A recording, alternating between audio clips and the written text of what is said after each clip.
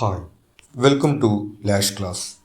B A English film സ്റ്റഡീസിലെ the voice of documentary എന്ന ചാപ്റ്ററാണ് നമ്മൾ നോക്കുന്നത്. അമേരിക്കൻ ഫിലിം ക്രിട്ടിക്കായിട്ടുള്ള ബിൽ നിക്കോൾസിൻ്റെ ഒരു എസ്സേ ആണ്.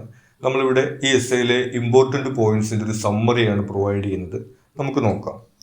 Documentary film styles have changed over time like narrative films. സാധാരണ സിനിമകൾ ഉണ്ടായിട്ടുള്ളതുപോലെ ഡോക്യുമെൻ്ററികളിലും കാലക്രമേണ മാറ്റങ്ങൾ സംഭവിച്ചിട്ടുണ്ട് എന്നാണ് അദ്ദേഹം തുടക്കത്തിൽ പറയുന്നത്. Reflecting shifts in dominant ideas and technological advancements. അപ്പോൾ ഈ മാറ്റത്തിന് കാരണം സാധാരണ സിനിമകളേതുപോലെ തന്നെ ടെക്നോളജിയിൽ ഉണ്ടാകുന്ന മാറ്റങ്ങളും അതുപോലെ തന്നെ ഓരോ കാലഘട്ടത്തിലെയും ഡോമിനന്റ് ഐഡിയാസിൽ വരുന്ന മാറ്റമാണ്. ഇവിടെ ഉദ്ദേശിക്കുന്നത് ഒരു ഡോക്യുമെന്ററിയുടെ നരേഷൻ എങ്ങനെയായിരിക്കണം എന്നതിനെ സംബന്ധിച്ച് ഓരോ കാലഘട്ടത്തിലും വ്യത്യസ്ത കാഴ്ചപ്പാടുകളാണ് ഉണ്ടായിട്ടുള്ളത്.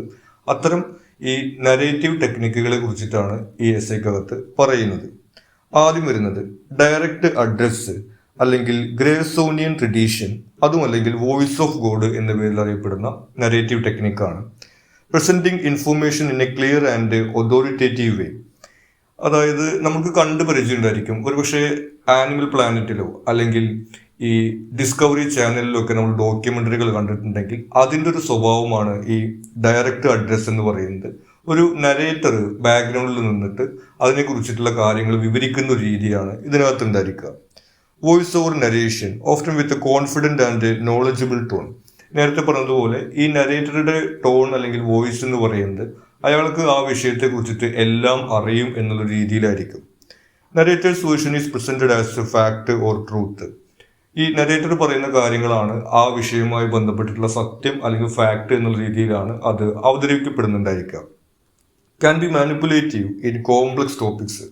നമ്മൾ നേരത്തെ പറഞ്ഞിട്ടുള്ള ഈ ആനിമൽ പ്ലാനറ്റിലെയോ അല്ലെങ്കിൽ അത്തരം സംഭവങ്ങളിൽ ഈ ഒരു ഡോക്യുമെന്ററി രീതി ഉപയോഗിക്കാൻ കഴിയുമെങ്കിലും കുറച്ച് പൊളിറ്റിക്കലായിട്ടുള്ള സോഷ്യൽ ആയിട്ടുള്ള വിഷയങ്ങളെ കുറിച്ച് കൈകാര്യം ചെയ്യുന്ന സമയത്ത് നരേറ്റർ പറയുന്ന ഈ ഒരു രീതിയാണ് അവിടുത്തെ സത്യം ഫാക്ട് എന്ന് പറയുന്നത് അത്ര നല്ലൊരു രീതിയായിട്ട് നമുക്ക് കാണാൻ വേണ്ടി സാധിക്കില്ല. അതാണ് ഈ ഒരു ഡോക്യുമെന്ററി രീതിയുടെ ഒരു പ്രശ്നമായിട്ടും ഇദ്ദേഹം പറയുന്നത്. അടുത്തത് വരുന്നത് സിനിമ വെറിത്തെ. വെറിത്തെ എന്ന് പറയുന്നത് ഒരു ഫ്രഞ്ച് വാക്കാണ്. ട്രൂത്ത് എന്നാണ് അതിൻ്റെ അർത്ഥം. Capturing real life events as they unfold with minimal intervention. ഈ ഒരു രീതിക്കകത്ത് റിയൽ ലൈഫ് ഇവൻറ്റ്സിനെ ഒരു ഇൻവോൾവ്മെന്റ് ഇല്ലാതെ ഇന്റർവെൻഷൻ ഇല്ലാതെ അവതരിപ്പിക്കുകയാണ് ചെയ്യുന്നത്. ഉദാഹരണത്തിന് ഒരു പ്രത്യേക നാട്ടിലെ ഒരു വിഭാഗത്തിലെ ആളുകളുടെ ജീവിതമാണ് കാണിക്കുന്നുണ്ടെങ്കിൽ അത് അവിടെ ഇങ്ങനെ അവതരിപ്പിക്കുക. അതല്ലെങ്കിൽ ഒരു ഫാക്ടറിയിലെയോ അല്ലെങ്കിൽ മറ്റിടങ്ങളിലെ തൊഴിലാളികളുടെ കാര്യങ്ങളാണ് ഡോക്യുമെന്ററിൽ കാണിക്കുന്നുണ്ടെങ്കിൽ അതിങ്ങനെ അവതരിപ്പിക്കുക എന്നുള്ള രീതിയിലാണ് ഈ ഒരു രീതിക്കകത്ത് വരുന്നത്. Hand held cameras, direct sound recording, focus on immediacy and authenticity. ഇതിൻ്റെ മറ്റു സവിശേഷത എന്ന് പറയുന്നത് ഡയറക്റ്റ് സൗണ്ട് റെക്കോർഡിംഗ്. എഡിറ്റിംഗ് വളരെ കുറവാണ്. ഈ ക്യാമറക്കകത്ത് തന്നെയാണ് സൗണ്ട് റെക്കോർഡ് ചെയ്യുന്നത്. അത് വളരെ കുറച്ച് എഡിറ്റിങ്ങിന് മാത്രമേ വിധേയമാക്കുന്നുള്ളൂ. അതായത് സത്യം അതുപോലെ തന്നെ അവതരിപ്പിക്കുക എന്നുള്ള രീതിയാണ് ഇതിനകത്ത് വരുന്നത്. Creates a sense of realism and intimacy, allows viewers to form their own opinions. ഇനി ഈ ഒരു രീതിയിൽ വരുന്നത് ഈ സംഭവങ്ങൾ ഇവിടെ അവതരിപ്പിക്കുക മാത്രമാണ് ഡോക്യുമെന്ററിയിൽ ചെയ്യുന്നത്. ഒരു നരേഷനോ മറ്റൊന്നും കൊടുക്കുന്നില്ല. അതുമൂലം തന്നെ ഈ കാണുന്ന ആളുകൾ അത് ഇന്റർപ്രറ്റ് ചെയ്യുകയാണ് ചെയ്യുന്നത്. Can lack context and historical perspective, may be unclear about the film makers role. പക്ഷേ ഈ ഒരു ഡോക്യുമെന്ററി സ്റ്റൈലിന്റെ ഒരു കുഴപ്പമെന്ന് പറയുന്നത് അതിനൊരു ഹിസ്റ്റോറിക്കൽ പെർസ്പെക്റ്റീവ് നമുക്ക് അറിയാൻ വേണ്ടി കഴിയില്ല. അപ്പം നമ്മൾ നേരത്തെ പറഞ്ഞ ഒരു പ്രദേശത്തെ ആളുകളുടെ ജീവിതത്തെ കുറിച്ചിട്ടോ അല്ലെങ്കിൽ ഒരു വിഭാഗം തൊഴിലാളികളുടെ ജീവിതത്തെ കുറിച്ചിട്ടൊക്കെ കാണിക്കുന്ന സമയത്ത് അവരുടെ ചരിത്രമോ മറ്റു കാര്യങ്ങളൊന്നും നരേറ്റർ പറയുന്നില്ല. ഈ അവരുടെ ഡെയിലി ലൈഫ് മാത്രമായിരിക്കും ഈ ക്യാമറക്കകത്ത് ഇവിടെ അവതരിപ്പിക്കുന്നത്. അപ്പോൾ ഇത് കാണുന്ന ആളുകൾക്ക് അവരുടേതായിട്ടുള്ള ഒരു ഇന്റർപ്രിട്ടേഷൻ എന്നുള്ളൊരു പോസിറ്റീവ് ഉണ്ടെങ്കിലും ഇതിന്റെ കണ്ടക്സ്റ്റ് അവതരിപ്പിക്കാൻ ഒരു കുറവ് ഇതിൽ നിലനിൽക്കുന്നുണ്ടെന്നുള്ളതാണ് ഇതിന്റെ പോരായ്മയായിട്ട് വരുന്നത്. ഇനിയുള്ളത് ഇന്റർവ്യൂ ഓറിയന്റഡ്. ഇത്തരം ഡോക്യുമെന്ററികൾ നമ്മൾ കണ്ടിട്ടുണ്ടായിരിക്കും. Using interviews with people to explore a topic or tell a story. ഇതിനകത്ത് ഇന്റർവ്യൂസിലൂടെയാണ് ഈ ഡോക്യുമെന്ററി അവതരിപ്പിക്കുന്നത്. ഒരു കഥ പറയുന്നതിന്, അതായത് ഒരാളുടെ ജീവിതകഥയോ അല്ലെങ്കിൽ ഒരു പ്രദേശത്തിന്റെ ഒക്കെ കഥ പറയുന്നതിനോ അതല്ലെങ്കിൽ ഏതെങ്കിലും വിഷയത്തെ കുറിച്ചിട്ടുള്ള എക്സ്പേർട്ട് ആയിട്ടുള്ള ആളുകളെ ഉപയോഗിച്ചുകൊണ്ടോ ഇന്റർവ്യൂയിലൂടെയാണ് ഇത്തരം ഡോക്യുമെന്ററികൾ നിർമ്മിക്കുന്നത്.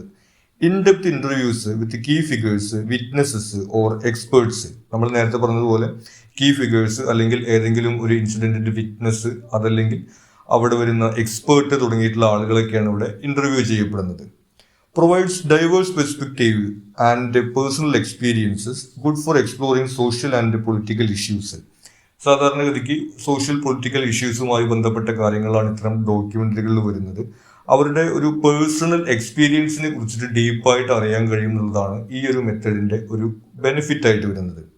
Reliant on interviews knowledge and honesty can be limited if interviews avoid certain topics. അപ്പോൾ ഈ ഒരു എസ്സേക്കകത്ത് ഈ ഇന്റർവ്യൂ മെത്തേഡിനെ വളരെ ക്രിട്ടിസൈസ് ചെയ്തുകൊണ്ടാണ് നമ്മുടെ ഓതർ സംസാരിക്കുന്നത്. അതിന്റെ പ്രധാനമായിട്ടുള്ള കാരണം ഇതിനകത്ത് പാർഷ്യാലിറ്റി അല്ലെങ്കിൽ ബയാസസ് ഉണ്ടാവാനുള്ള സാധ്യത വളരെ കൂടുതലാണെന്നാണ് പറയുന്നത്. ഇപ്പോൾ ഒരു ഉദാഹരണത്തിന് ഒരു യുദ്ധത്തെ കുറിച്ചിട്ടുള്ള ഒരു ഡോക്യുമെന്ററി ആണെന്നുണ്ടായിരിക്കാം. അവിടെ ഇന്റർവ്യൂ ചെയ്യുന്നത് സൈന്യത്തിലെ ആളുകളെ ആണെങ്കിൽ അവർ അതിനെ സപ്പോർട്ടീവ് ആയിട്ടുള്ള രീതിയിലുള്ള കാര്യങ്ങളായിരിക്കും പറയുന്നുണ്ടായിരിക്കുക. അതല്ലെങ്കിൽ എൻവയോൺമെന്റുമായി ബന്ധപ്പെട്ട വിഷയങ്ങളെ കുറിച്ചിട്ടോ. അതായത് ഒരു സൈഡിലുള്ള ആളുകൾ ഇന്റർവ്യൂ ചെയ്യപ്പെടുന്ന സമയത്ത് അവരുടെ പക്ഷത്തു നിന്നുള്ള കാര്യങ്ങൾ മാത്രമേ അവിടെ പറയുകയുള്ളൂ. അല്ലെങ്കിൽ അവർക്ക് എതിരായിട്ട് വരുന്ന കാര്യങ്ങൾ അവർ പറയാതിരിക്കും, മറച്ചു വെക്കും തുടങ്ങിയിട്ടുള്ള കാര്യങ്ങളൊക്കെ ഈ ആളുകൾ ഇന്റർവ്യൂ ചെയ്യുന്ന സമയത്ത് ഉണ്ടായിരിക്കും. അതുകൊണ്ട് തന്നെ ഈ ഡോക്യുമെന്ററിക്കകത്ത് പറയപ്പെടുന്ന കാര്യങ്ങൾ, അവിടെ കൊടുക്കുന്ന സന്ദേശം എന്ന് പറയുന്നത് ഈ ഇന്റർവ്യൂ ചെയ്യപ്പെടുന്ന ആളുകളുടെ സന്ദേശമായിട്ട് മാറും. ഈ ഡോക്യുമെന്ററി എടുക്കുന്ന ആളുകൾക്ക് അവിടെ ഒന്നും ചെയ്യാനുണ്ടാവില്ല തുടങ്ങിയിട്ടുള്ള കാര്യങ്ങളാണ് ഇത്തരം ഒരു രീതിയുടെ പ്രശ്നമായിട്ട് ഇദ്ദേഹം പറയുന്നത്. ഇനി അടുത്ത് വരുന്ന മെത്തേഡാണ് self reflexive. Acknowledging the film makers role in shaping the documentary and raising questions about its construction.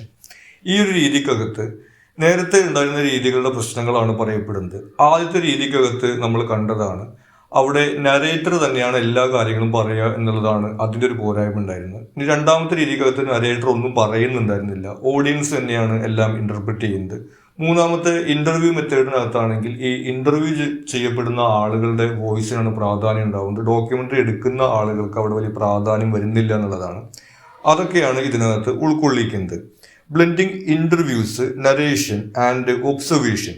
അപ്പോൾ ഈ പറഞ്ഞ 3 രീതികളും കൂടി മിക്സ് ചെയ്തിട്ടുള്ള ഒരു നരേറ്റീവ് സ്റ്റൈലാണ് ഈ സെൽഫ് റിഫ്ലെക്സീവിനകത്ത് വരുന്നത്. Voice and perspective. ഇനി ഈ എസ്സേക്കകത്ത് ഫോക്കസ് ചെയ്യപ്പെടുന്ന പ്രധാനമായിട്ടുള്ള കാര്യം ഈ ഡോക്യുമെന്ററിയുടെ വോയിസ് എന്നതാണ്. The concept of voice refers the documentaries overall perspective and how it conveys information and meaning. ഒരു ഡോക്യുമെന്ററിയുടെ വോയിസ് എന്ന് പറയുന്നത് ഏത് പെർസ്പെക്റ്റീവിലൂടെയാണ് ഒരു വിഷയത്തിനെ അത് അവതരിപ്പിക്കുന്നത് എന്നുള്ളതാണ്. നമ്മൾ നേരത്തെ പറഞ്ഞ ഇന്റർവ്യൂ മെത്തേഡ് ആണെങ്കിൽ അവിടെ ഇന്റർവ്യൂ ചെയ്യപ്പെടുന്ന ആളുകളുടെ പെർസ്പെക്റ്റീവിലൂടെ ആയിരിക്കും അത് അവതരിപ്പിക്കുന്നുണ്ടായിരിക്കുക. ഇനി നരേറ്റീവ് മെത്തേഡ് ആണെന്നുണ്ടെങ്കിൽ ഈ നരേറ്ററുടെ ഒരു പെർസ്പെക്റ്റീവിലൂടെ ആയിരിക്കും അവതരിപ്പിക്കുന്നുണ്ടായിരിക്കുക. ആ രീതിയിൽ ഒരു ഡോക്യുമെന്ററിയുടെ ഏത് പെർസ്പെക്റ്റീവ് ആണ് വരുന്നത് എന്നുള്ളതാണ് അതിന്റെ വോയിസ് എന്നതുകൊണ്ട് ഉദ്ദേശിക്കുന്നത്. Many recent films struggle to maintain a gap between the voices of the interviews and the film's overall message. അപ്പോൾ ഇവിടെയുള്ള ഒരു പ്രശ്നം എന്ന് പറയുന്നത് പലപ്പോഴും ഒരു ഡോക്യുമെന്ററിയുടെ വോയിസ് എന്ന് പറയുന്നത് അവിടെ ഇന്റർവ്യൂ ചെയ്യപ്പെടുന്ന ആളുകളുടെ വോയിസ് ആയിട്ട് മാറുന്നു. ആ ഡോക്യുമെന്ററിക്ക് അവിടെ ഒരു വോയിസ് ഇല്ലാതെ വരുന്നു എന്നുള്ളതാണ് ഇദ്ദേഹം പറയുന്നൊരു പ്രശ്നം. തുടർന്ന് അദ്ദേഹം ഈ എസ്സേയിൽ ചെയ്യുന്നത് ഇതുവരെ പറഞ്ഞ കാര്യങ്ങളെ എലാബറേറ്റ് ചെയ്ത് പറയുക എന്നുള്ളതാണ്. അതായത് ഡയറക്റ്റ് അപ്രോച്ച്, അതുപോലെ തന്നെ ഇന്റർവ്യൂ മെത്തേഡ് തുടങ്ങിയവയുടെ പോരായ്മകളെ അദ്ദേഹം ഉദാഹരണ സഹിതമാണ് എടുത്തു പറയുന്നത്. നമ്മൾ നേരത്തെ പറഞ്ഞതുപോലെ യുദ്ധവുമായി ബന്ധപ്പെട്ടിട്ടുള്ള കാര്യങ്ങൾ പറയുന്ന ഡോക്യുമെന്ററി, അതിനകത്ത് പട്ടാളക്കാരെ ഇന്റർവ്യൂ ചെയ്യുമ്പോൾ ഉണ്ടായിട്ടുള്ള വിഷയങ്ങൾ, അങ്ങനെയുള്ള കുറച്ച് ഉദാഹരണങ്ങളൊക്കെ വെച്ചുകൊണ്ട് നേരത്തെ പറഞ്ഞ മെത്തേഡുകളുടെ പോരായ്മകളെ കുറിച്ചിട്ട് അദ്ദേഹം പറയുന്നു. പിന്നെ നമുക്ക് ഡീറ്റെയിൽ ആയിട്ട് വരുന്നത് ഒബ്സർവേഷണൽ ഡോക്യുമെന്ററി ആണ്. നമ്മൾ നേരത്തെ പറഞ്ഞ സിനിമ വെറിത്തെ എന്ന് പറയുന്ന കൺസെപ്റ്റുമായിട്ട് ചേർന്ന് നിൽക്കുന്ന അല്ലെങ്കിൽ അതിന്റെ തന്നെ വേറൊരു പദപ്രയോഗമാണ് നമുക്ക് ഒബ്സർവേഷണൽ ഡോക്യുമെന്ററി എന്ന് പറയുന്നത്. The example of soldier girls which shows basic army training by women is cited. ഇവിടെയും അദ്ദേഹം എക്സാമ്പിൾസ് വെച്ചുകൊണ്ട് തന്നെയാണ് പറയുന്നത്. ഈ സോൾജിയർ ഗേൾസ് എന്ന് പറയുന്ന ഡോക്യുമെന്ററിയുടെ എക്സാമ്പിൾ അദ്ദേഹം വെക്കുന്നുണ്ട്. അതിനകത്ത് കുറച്ച് സ്ത്രീകൾ ഇങ്ങനെ ആർമി ട്രെയിനിങ്ങിന് വിധേയമാവുന്ന രംഗങ്ങളാണ് ചിത്രീകരിച്ചിട്ടുള്ളത്. There are no interviews or commentary. അപ്പോൾ ഇതിൽ ആളുകളെ ഇന്റർവ്യൂ ചെയ്യുന്നില്ല, കമന്ററിയും അവിടെ കൊടുക്കുന്നില്ല. അവരുടെ ട്രെയിനിങ് ദൃശ്യങ്ങൾ കാണിക്കുക എന്നുള്ളത് മാത്രമാണ് ആ ഡോക്യുമെന്ററിക്കകത്ത് ചെയ്യുന്നത്. Different audience perceive differently. അപ്പോൾ ഇതിന്റെ ഒരു സവിശേഷത എന്ന് പറയുന്നത് ഇത് കാണുന്ന ആളുകൾക്ക് പല അഭിപ്രായങ്ങളാണ് രൂപപ്പെടുത്തപ്പെടുക.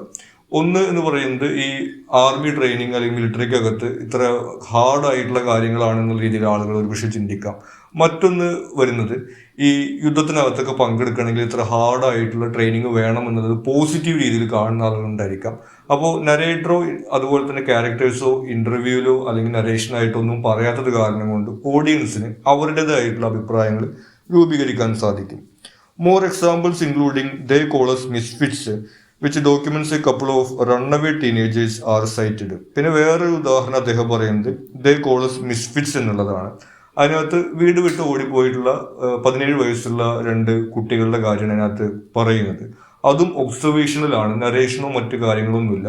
അതിനകത്ത് ഒരു രംഗത്തിനകത്ത് 2 കുട്ടികൾ ഉണ്ടായിരിക്കും. അതിൽ ഒരാള് രാവിലെ മുടിയൊക്കെ ഇങ്ങനെ കഴുകി വൃത്തിയാക്കിയിട്ട് മുടി ചീകുന്ന ഒരു രംഗമാണ് കാണുന്നത്. ഈ സമയത്ത് അപ്പുറത്തുള്ള ആള് ഇങ്ങനെ വലിയ വൃത്തിയൊന്നും ഇല്ലാതെ മുടിയൊന്നും ശ്രദ്ധിക്കാതെ ചായ ഉണ്ടാക്കിക്കൊണ്ടിരിക്കുന്ന ഒരു രംഗമാണ് കാണിക്കുന്നുണ്ടായിരിക്കുക. പിന്നീട് ഈ ഡോക്യുമെന്ററിയുടെ 2ാം ഭാഗത്തിൽ 10 വർഷങ്ങൾക്ക് ശേഷം ചിത്രീകരിക്കപ്പെട്ടിട്ടുള്ള ആ ഭാഗത്തിൽ അതിൽ ഒരാള് ഒരു സിംഗറായിട്ട് ഒരു കരിയർ ഉണ്ടാക്കുകയും ഒരാൾ ഡ്രഗ് അഡിക്റ്റ് ആയിട്ട് പോവുകയും ചെയ്യുന്ന ഒരു സാഹചര്യമാണ് അവിടെ കാണുന്നത്. അപ്പോൾ നമുക്കറിയാം ഈ മുടിയൊക്കെ വലിയ വൃത്തിയായിട്ട് സൂക്ഷിച്ചു കിടന്നിട്ടുള്ള ഒരാളാണ് അവിടെ കരിയർ ആയിട്ട് വന്നിട്ടുള്ള കാര്യം നമുക്ക് മനസ്സിലാവുന്നുണ്ട്. അപ്പോൾ അവിടെ നരേഷനോ അതുപോലെ തന്നെ ഇന്റർവ്യൂ ഒന്നും ഇല്ലാതെ തന്നെ ഈ കാര്യങ്ങൾ ഓഡിയൻസിന് മനസ്സിലാക്കിയെടുക്കാൻ വേണ്ടി സാധിക്കുന്നു. In general observational documentary leaves the interpretation to the audience. അപ്പോൾ ഇതാണ് നമുക്ക് ഇതിൽ പൊതുവിൽ പറയാവുന്ന കാര്യം. ഈ ഒബ്സർവേഷണൽ ഡോക്യുമെന്ററി എന്ന് പറയുന്നതിനകത്ത് അതിപ്പോൾ നേരത്തെ പറഞ്ഞതുപോലെ ആർമി ട്രെയിനിങ് ആയാലും അതല്ലെങ്കിൽ ഈ സ്ട്രീറ്റിൽ ജീവിക്കുന്ന കുട്ടികളുടെ കാര്യമാണെങ്കിലും എന്ത് കാര്യം തന്നെയാണെങ്കിലും നരേറ്ററുടെ കമന്ററിയോ ഇന്റർവ്യൂ ഒന്നുമില്ലാതെ എല്ലാം ഓഡിയൻസിന് അവതരിപ്പിച്ചു കൊടുക്കുക എന്നുള്ള രീതിയാണ് ഒബ്സർവേഷൻ ഡോക്യുമെന്ററി ഉണ്ടാവുന്നത്. ഇനി നമുക്ക് ക്വസ്റ്റ്യൻസ് വരുന്ന സമയത്ത് ഇതിൽ ഏതെങ്കിലും ഒരു രീതിയെ കുറിച്ച് ചോദിക്കുന്ന സമയത്ത് നമ്മൾ ഇതിന് മറ്റ് രീതികളുമായിട്ടുള്ള വ്യത്യാസം എന്ന രീതിയിൽ കമ്പയർ ചെയ്തിട്ട് വേണം നമ്മളിത് ആൻസർ ചെയ്യുന്നതിന്. ഇനി ഈ എസ്സേയിൽ ഫോക്കസ് ചെയ്തു വരുന്നത് എമിൽ ഡി അന്റോണിയോ എന്ന് പറയുന്ന ഒരു ഡോക്യുമെന്ററി ക്രിയേറ്ററെ കുറിച്ചിട്ടാണ്. Pioneer of using interviews and compilation footage. ഇദ്ദേഹമാണ് ഈ ഇന്റർവ്യൂ രീതിയും അതുപോലെ തന്നെ കോമ്പിലേഷൻ ഫുട്ടേജ് എന്ന് വെച്ചിട്ടുണ്ടെങ്കിൽ ദൃശ്യങ്ങൾ അവതരിപ്പിക്കുന്നതാണ്, അത് രണ്ടും സംയോജിപ്പിക്കുന്നതിൽ തുടക്കം കുറിച്ചത് എന്നാണ്. Contradicting interview responses are presented while the screen shows related footages. ഇദ്ദേഹത്തിന്റെ ഡോക്യുമെന്ററി രീതി എന്ന് വെച്ചിട്ടുണ്ടെങ്കിൽ വ്യത്യസ്തങ്ങളായിട്ടുള്ള അഭിപ്രായങ്ങളാണ് ഈ ഇന്റർവ്യൂവിലുള്ള ആളുകൾ പറയുന്നത്. ഇനി ആ ഇന്റർവ്യൂവിന്റെ ദൃശ്യങ്ങൾ ഇദ്ദേഹം ഡോക്യുമെന്ററിക്കകത്ത് അവതരിപ്പിക്കുന്നില്ല, പകരം ആ ഇന്റർവ്യൂവിലെ ആളുകൾ പറയുന്ന വോയിസിന്റെ കൂടെ അതുമായി ബന്ധപ്പെട്ടിട്ടുള്ള ദൃശ്യങ്ങളാണ് അദ്ദേഹം അവതരിപ്പിക്കുന്നത്. ഇനി maintains A gap between the voice of the interviewed and the voice of the documentary. അപ്പോൾ ഇദ്ദേഹം ഇതുവരെ പറഞ്ഞുകൊണ്ടിരുന്നിട്ടുള്ള കാര്യം എന്ന് പറയുന്നത് ഈ ഇന്റർവ്യൂ ചെയ്യുന്ന ആളുകളുടെ വോയിസ് ആവരുത് ഒരു ഡോക്യുമെന്ററിയുടെ വോയിസ് എന്നുള്ളതാണ്. ആ ഒരു കാര്യത്തിൽ എമിൽ ഡി അന്റോണിയോയുടെ ഡോക്യുമെന്ററികൾ ഒരു വിജയമാണെന്നാണ് നമ്മുടെ ഓതർ അഭിപ്രായപ്പെടുന്നത്. കാരണം ഈ ഇന്റർവ്യൂ ചെയ്യപ്പെടുന്ന ആളുകളുടെ വോയിസ് ഡോക്യുമെന്ററിയുടെ വോയിസ് ആവാത്ത രീതിയിൽ ഒരു ന്യൂട്രൽ ആയിട്ടുള്ള ഡിസ്റ്റൻസ് കീപ്പ് ചെയ്യാൻ അദ്ദേഹത്തിന് സാധിക്കുന്നുണ്ടെന്നാണ് പറഞ്ഞിരിക്കുന്നത്. അപ്പോൾ ഇത്രയും കാര്യങ്ങളാണ് നമുക്ക് ഈ ചാപ്റ്ററിനകത്ത് ഇമ്പോർട്ടൻ്റ് ആയിട്ട് വരുന്നത്. നിങ്ങൾക്ക് മറ്റെന്തെങ്കിലും സംശയങ്ങളോ സജഷൻസോ ഉണ്ടെങ്കിൽ നിങ്ങൾ കമൻറ്റ് ചെയ്യുക. കൂടാതെ ചാനൽ നിങ്ങൾ സബ്സ്ക്രൈബ് ചെയ്തിട്ടില്ലെങ്കിൽ സബ്സ്ക്രൈബ് ചെയ്യുക. Thank you.